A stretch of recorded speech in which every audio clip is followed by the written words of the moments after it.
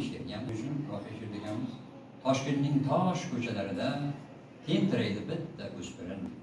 Bu qanday yigit bo'ldi deb tun tashlaydi sekin ko'z qirin. Yaxshi o'qib, bilim olmoqni u diliga tugib qo'ydi tag. Kunduz issiz, tunda o'qiydi, ishli bo'lsa shuni o'zi baxt. Radioda ishlaydi tinmay, buyrug'i ham, maoshi ham yo'q. 6 oydan beri shu ahvol, yaxshi ishla, uradilar do'q. Tohir Malik haqida qushda, radio o'chirib yozdi chin dildan, yozuvchini nazari tushdi, shogirdlikka bordi ko'ngildan. Ustoz Aliyev ko'magi bilan ishli bo'ldi, oilasini boqdi, nashriyotda hamma xodimning barchasiga birdayin yoqdi.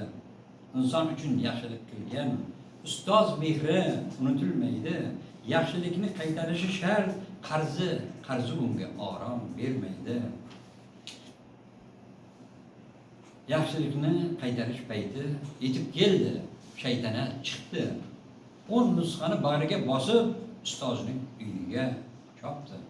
Ustoz qo'lga olib kitobni o'pib qo'ydi, ko'zi namlandi. Katta rahmat, omon bo'ling deb shogirdiga sekin yuzlandi.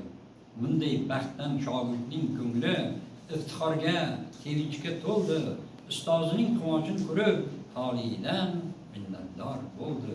Yaxshilar ko'p dunyoda do'stim, shu tufayli go'zaldir hayot. Umrimning oxirigacha men ustoz mehrin unutmam hech vaqt. Toshkentning tosh ko'chalarida tentiraydi bitta o'spirin, bu qanday yigit bo'ldi deb tun tashlaydi sekin ko'z qirin.